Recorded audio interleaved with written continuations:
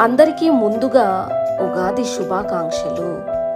ఉగాది అనే పదం యుగాది అనే పదం నుండి ఉద్భవించింది. యుగాది అంటే యుగం, కొత్త, ఆది, ప్రారంభం అంటే కొత్త యుగం ప్రారంభం అని అర్థం. ఇది చైత్ర శుద్ధ పాడ్యమి రోజున జరుపుకుంటారు. హిందూ క్యాలెండర్ ప్రకారం కొత్త సంవత్సర ప్రారంభాన్ని సూచిస్తుంది. 2025 సంవత్సరం పేరు విశ్వావసు నామ సంవత్సరంగా నిర్ణయించారు. యుగాది పండుగలలో యుగాది పచ్చడి తినడం ఆనవాయితీ.